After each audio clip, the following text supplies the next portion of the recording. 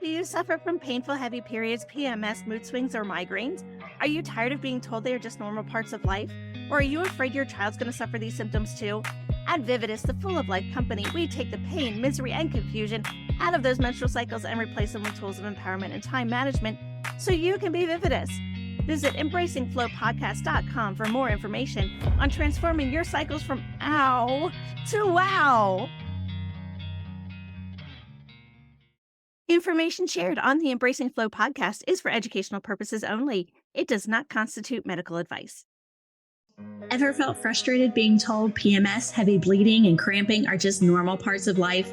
You're not alone. I loathed my monthly cycle for decades. That all changed when I earned 3 health coaching certifications discovering something incredible. Your period is vital. It is an outward sign of your inner health, and it holds the key to unlocking your full potential. I've been there battling heavy, painful periods, and I turn them into cycles with minimal PMS and cramping. Today, I'm on a mission to share that information with you. Pour a cup of your favorite drink, get comfy, and grab your headphones as we embark on a candid and empowering journey of self-discovery. Together, we'll demystify menstrual cycles, explore cyclical living, delve into natural birth control, and guide parents through those crucial period talks with tweens and teens. It's time to break the taboo around menstruation and embrace the wisdom it holds. I'm your host, Heather Almendinger, and this is the Embracing Flow podcast.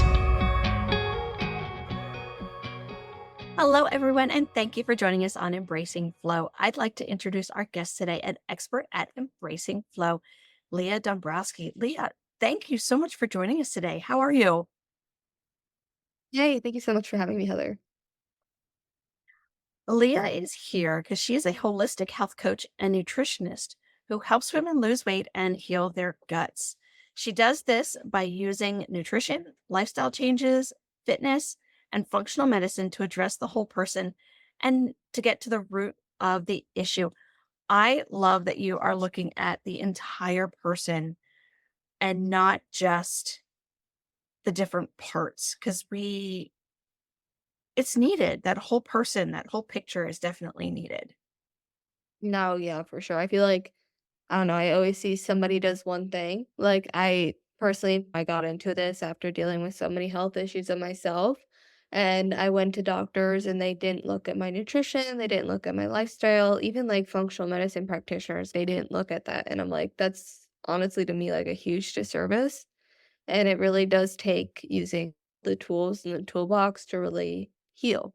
So that's kind of why it kind of pissed me off. And that's kind of why I got into doing all of them because I'm like, people definitely need that and need to be seen on a deeper level. That is so, so true. When we miss those big pieces, it, we miss, we could be missing that root cause and we could change somebody's life just by asking one simple question. Before we really get into the meat and potatoes of what you do, would you be open to sharing with us your one of your first experiences with your cycle and about what age? I think I was 13, 14. I mean, I think one of the definitely one of those. I don't know which one, but definitely one of them. Yeah, so I was in high school. I was like my freshman year. I definitely remember that. So either 13 or 14. And that's kind of when my cycle started. Honestly, I didn't really I went on birth control at 16, so I didn't really have a cycle for very long. I went on birth control from 16 to 21, and then I didn't get my cycle back until I was 24. I lost my period for from 16 to 24. It was like really irregular, and like there was like probably 3 years, 4 years that it was completely gone. So I definitely had a lot of different uh that's simply not good to lose your cycle for like almost 10 years. But like my very first cycle, I don't really remember it to be honest, but I remember from the ages of 13, 14 to 16 before I went on birth control, I had a really rough cycle where it would be like a lot of pain. So like really bad period cramps and stuff like that. I remember I would have to go home from school because I could barely walk. I'd be like limping to the nurse's office, and that's kind of what prompted me to go on birth control, but I really wish I didn't. But that's not neither here nor there. I finally am like at a better spot now with my cycle, but it did take me a very long time, unfortunately, just with the birth control and everything, which I know is very common to lose your cycle on birth control and stuff, but it definitely was a rough time getting it back. Thank you for sharing that. How did you get into being a nutritionist and functional medicine? Did your experience with losing your cycle for 10 years or so play a role in where you're at right now and your decision to go this route? Not really. I think the bigger thing for me was definitely gut health. And of course, your cycle and your gut are very connected, but I didn't really know that at the time. Of course, I didn't know that. So for me, it was more so my gut health issues. Obviously, I lost my period. Obviously, I just said that, but I also dealt with things like bloating, acne, chronic fatigue. I had chronic fatigue so bad I could barely function. I couldn't move. It was well, I could move, but it was just very deliberating to be a human being and to communicate and all that. And I also had, like, really bad anxiety and depression, which I didn't know that was related to your gut health. I had an autoimmune disease that I thankfully was able to send into remission. So I definitely had a lot of things that I, had going on with my gut that kinda got me into the functional medicine, nutrition, holistic health space, but it did take me a while to get there. Because growing up, my mom worked at a hospital. She, like, works at a hospital, so it's always, "Hey, go to the doctor, go to the gastroenterologist, go to the endocrinologist, go on this medication, go on that medication." That's kinda how I ended up on SSRIs and birth control and everything. But yeah, so it took me a while to realize that, hey, functional medicine is a thing. I didn't know it was a thing, and also that learn how to eat right, because I always say I grew up on, like, Pop-Tarts and cereal. So it did take me a while, and it was a journey, but I'm grateful that I was exposed to it, and I know so many people now are, like, more exposed to it with TikTok and Instagram. I didn't really have that, but I'm very grateful that I stumbled upon it. Yeah, I kind of knew of functional medicine, but it wasn't something that I knew a lot about until later when I got into the period awareness space and Mm. kind of the difference between the homeopathic, the naturopathic, the functional medicine. I knew kind of the difference between a nutritionist and a registered dietitian, but nothing concrete amongst all the other different functions and how alternative medicine is beneficial to us. I thought a lot of it was woo frou frou. Yeah, okay, not my thing because my mother is a registered nurse, has been for close to 40 years in the nursing field. So I completely understand where you're coming from with the let's go to the doctor, let's get you on this medication, that medication. And her and I still, we don't always see eye to eye, but I love my mother. I've learned a lot more and I do educate her and she still educates me. So it's a great thing. With your journey, uh, with your gut health, and yes, you said that you found that connection between gut health and cycles and everything else. What was that big catalyst that kind of was like, I went through all this. I didn't need to go through all this. I want others to not have to go through all this. I want to go and make this my passion, or this is my passion to be this nutritionist to help others with their gut health, with losing weight, with um, looking at nutrition and the whole body. Yeah, so like I said, it was a long journey for sure. I would say when I was 20, my issues kind of hit me in the face. I've always had really bad gut issues my whole life.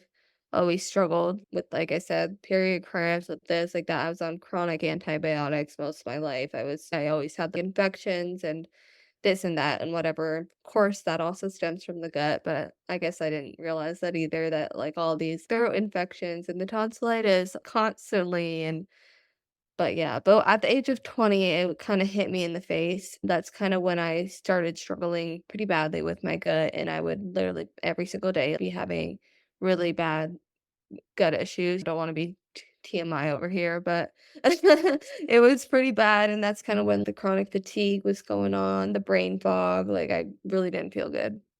And that's kinda when I started, and the first thing I did, of course, was go to the doctors again, and I got everything done, whether it be, like colonoscopy, an endoscopy, an X-ray, this ultrasound, that. I literally got so much blood work and testing done, but nothing came back. They said nothing was wrong. And as somebody who was dealing with so much as a kid and now is barely could function with chronic fatigue, obviously I was like, absolutely not. And it took me a while. And the first functional medicine practitioner I worked with was actually a really negative experience. So and that's what I always tell people. Yes, functional medicine is, in my opinion, better. And yes, there's a time and a place for traditional medicine, but when you're dealing with like chronic disease and bloating and like gut issues, like they're really not very helpful most of the time, unless you have something severe going on, but typically not.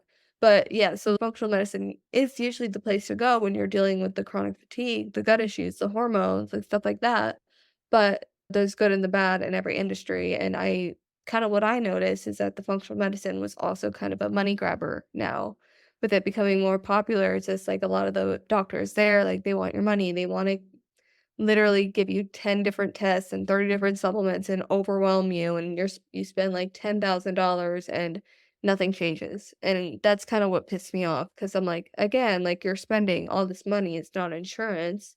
And they weren't looking at my diet, my lifestyle, like anything. So that's kind of what first pissed me off with functional medicine and kind of holistic health. But yeah, that kinda what and then I kinda dropped that because I had a negative experience, and then a few years later, I got even more sick and was starting to deal with bloating, and that kinda led me into a deep, dark spot because obviously I'm a woman, and being bloated and looking in the mirror and looking 9 months pregnant and having this body dysmorphia kinda gave me this confusion about what I looked like and all these things, and nobody wants to feel that way. So that kinda what I was like, "Okay, I've had horrible experiences for the past 20 years with doctors. Let me just do my own research."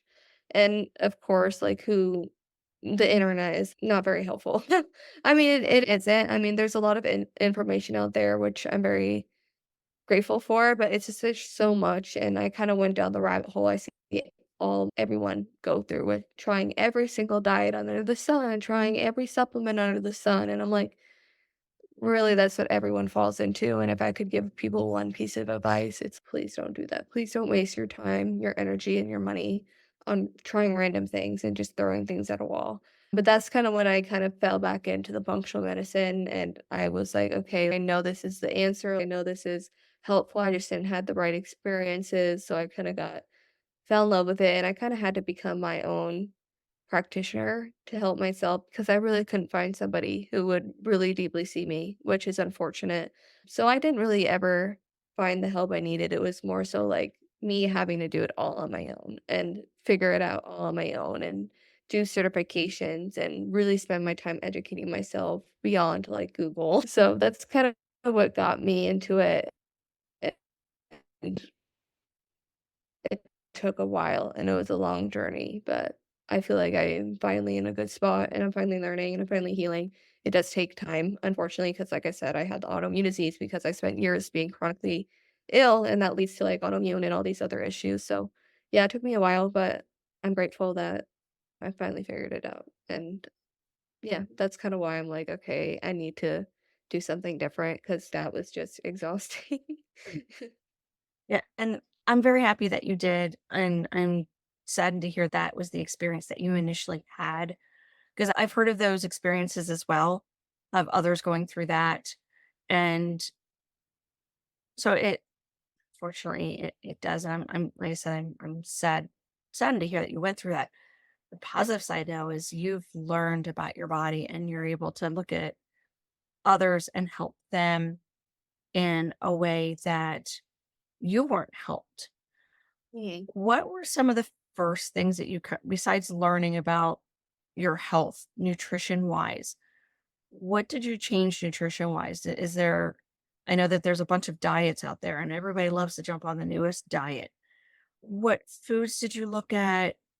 What kind of one of some of the things that you did that may help others, or when you have a new client and after you've spoken to them, is there a certain protocol that you use that is kind of general that you can kind of share? Well, yeah, like, when I first got into nutrition, I made every mistake just like everyone else does and did everything wrong, and it's hard for me to give, like, a specific recommendation without knowing somebody because everybody is truly bio-individual, and that's why I kinda hate diets. I'm pretty anti-diet. I really don't there's no specific diet that I'm like, "Okay, go do this." I really hate them. I've done all of them too, so that's somebody who's had experience in doing them, like, none of them work, whether it's for gut health, like weight loss, like, they're really not sustainable, and they're just not healthy. There's definitely better ways to do it, and I find, like, a lot of women in particular, when they go on a diet, will, like, really restrict calories, and that leads to metabolic issues, like, really lot of hormone issues, like, a lot of people who I work with, I would say 80% of them come to me with some metabolism issue from undereating and being in this diet culture. A lot of women feel like they can only eat 1 meal a day and not eat carbs or do keto for 5 years, and then they're just having to do this whole metabolic restore that takes work. So if I could give any recommendations for people as far as nutrition, it would be like actually, be honest with yourself. Are you eating 3 meals a day? What are your meals kinda consisting of? Is it just, like, veggies and, like, a salad? Is that all it is? Because that's not really filling, sustainable, like, nourishing. You need kinda more than that.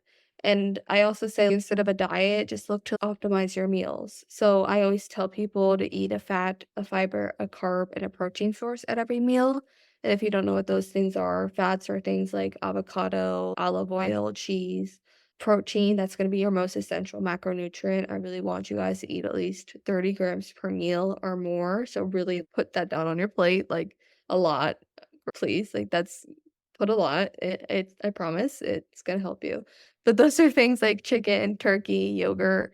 And then for fiber, those are like your fruits, your veggies, so like your carrots, your broccoli, that stuff. And then carbs, of course, what we all love are things like rice and potatoes and stuff like that. But yeah, just really optimizing your meals. Are you eating 3 meals a day with a fat, a fiber, a carb, and a protein source? Is it an actual nourishing meal? Like, how do you feel? Start paying attention to if you're tired, if you have like fatigue, if you have like anxiety, like stuff like that. Like, how do you feel throughout the day? Because there's definitely ways to like help with like your nutrition and making sure it just starts with being honest with yourself. So I would say those things. Just really look at your meals and see if it's nourishing. I love that that's the direction that you go. You ask them where they're at and then how to look at optimizing their Yeah. meals. I've actually made it a point to remove the word diet Oh, wow. from almost all of my protocols and everything else. It's just lifestyle. What's your lifestyle? What do your meals look like? What are you eating? Okay.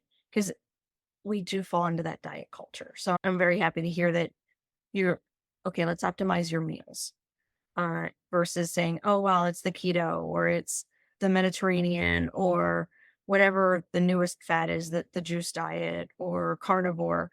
And yes, those do help individuals short term. I've seen short term, long term, though, may not be the best way to go. Yeah, exactly, and everybody's different. So I'm like, some people feel really good on this diet and some people feel horrible on it.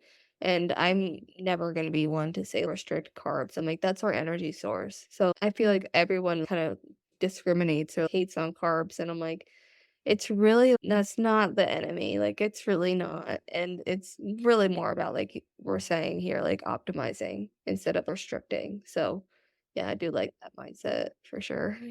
And also making sure that you have enough calories in each meal.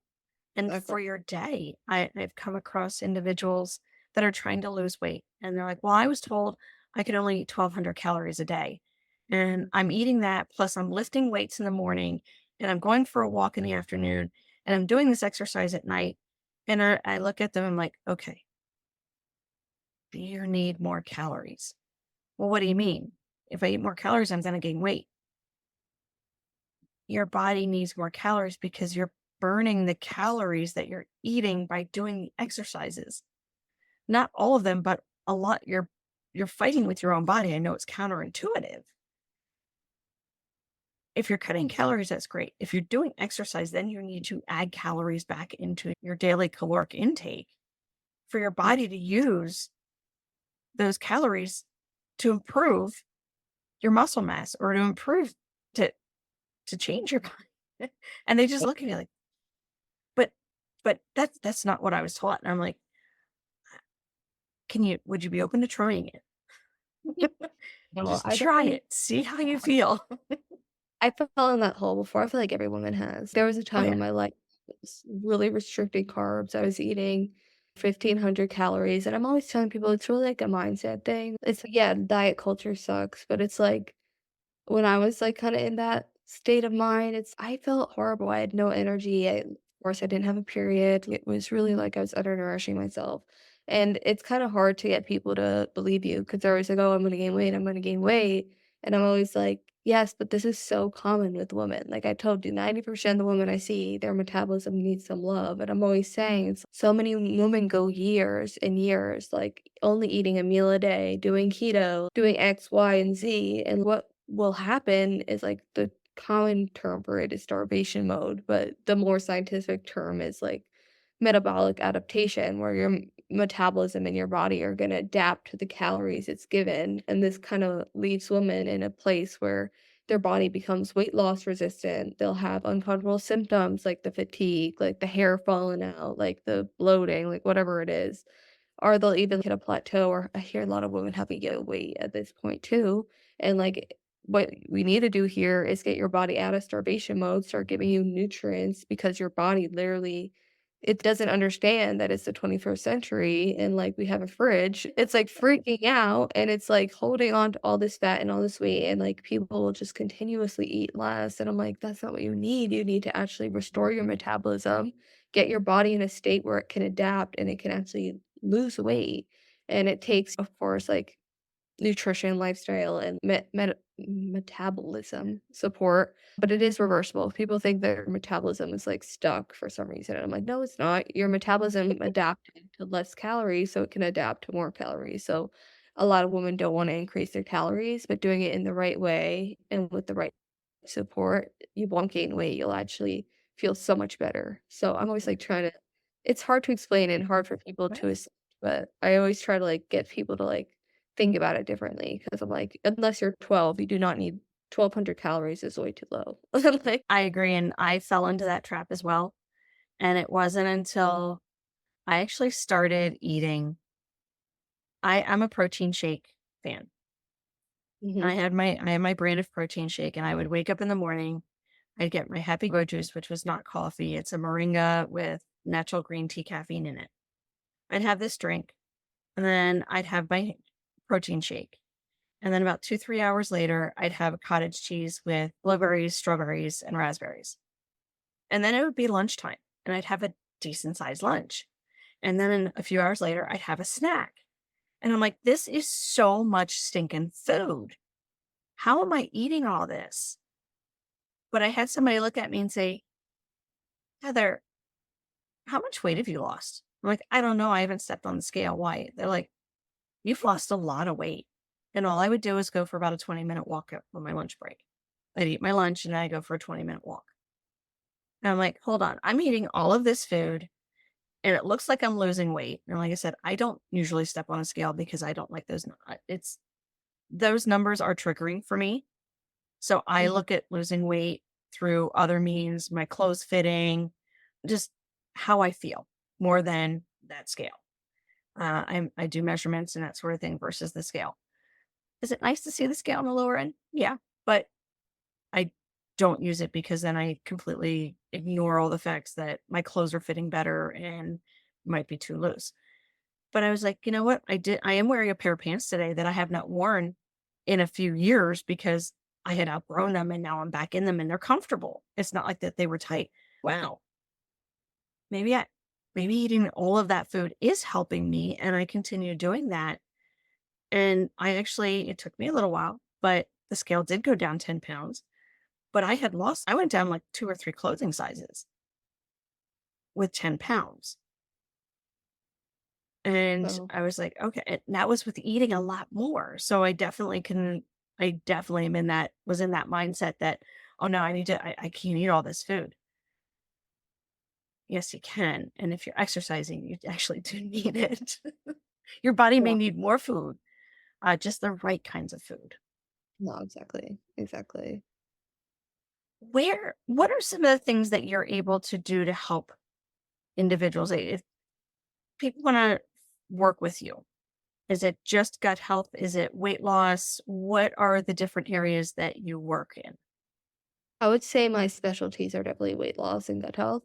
Those be like the two main things, but like gut health is really it's kind of broad, right? Because like we just said, it's like hormones, it's like fatigue, it's like autoimmune disease, like everything, all diseases common to stem from the gut. So and, like, with the functional medicine and, like, all that, everything is gut health, right? That's, like, everything. It's life. So if you have any disease, anything, there's probably something going on in your gut, like any symptom. So it's kinda very broad when I say gut health, and I work with people with a lot of different things, but the most common ones I see are, of course, bloating, because I feel like that's what I share the most on my social media because I have pictures of me looking 9 months pregnant from bloating and feeling horrible, so I do get a lot of people who struggle with bloating. Another common one, of course, I feel like PCOS, that's very much on the rise, so I'm constantly seeing that, and I feel like there's such the education for PCOS is very dull, especially, like, with doctors. But I'm always telling people, like, PCOS is a form of insulin resistance, so I'm always that really goes to, like, lifestyle too. And then, of course, I see a lot of women who wanna lose weight, I think. Like I said, 90% of the people, even the ones with PCOS or bloating, like, they do need some metabolism support, some support with the weight regulation, so that's something I also really do a lot for sure. That's wonderful. Where can individuals find you if they wanna learn more, see more of who you are, what you do, results of some of your clients, even see your transformation? Where can they find you? Yeah, so I'm all over social media, like TikTok, Instagram, Facebook, YouTube, but I feel like I'm most active on Instagram and especially DMs. I'm very active if you want to reach out to me. And it's just my name, Leah, Lea Dombrowski, Dombrowski. You'll find me on there, and I'm pretty active and I respond pretty quickly to my DMs. At least I try to, because I like to help as many people as I can. Understand that one. Before we go, do you have any wise words of wisdom to take with us? Yeah.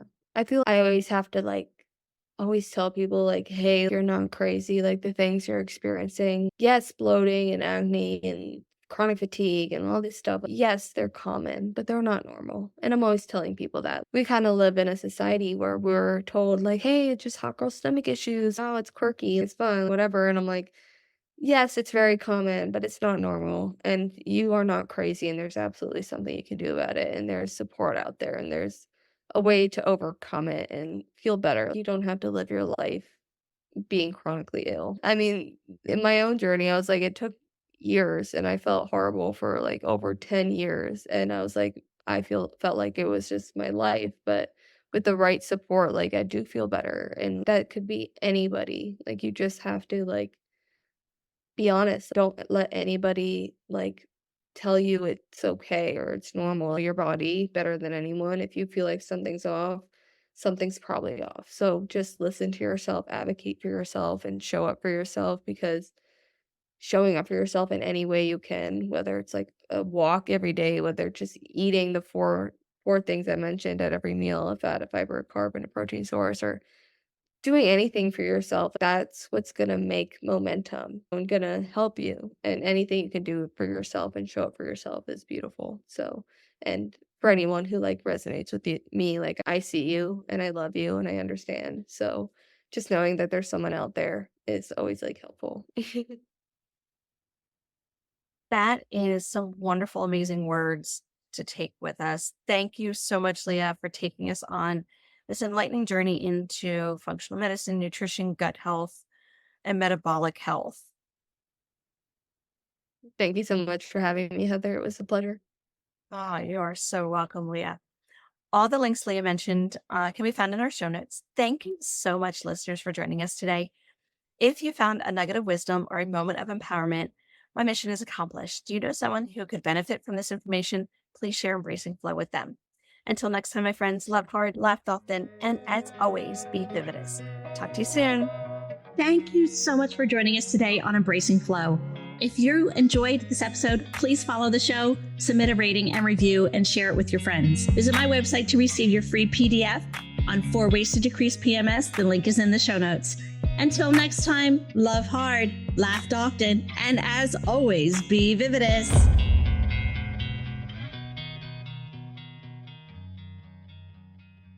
Information shared on the Embracing Flow podcast is for educational purposes only. It does not constitute medical advice.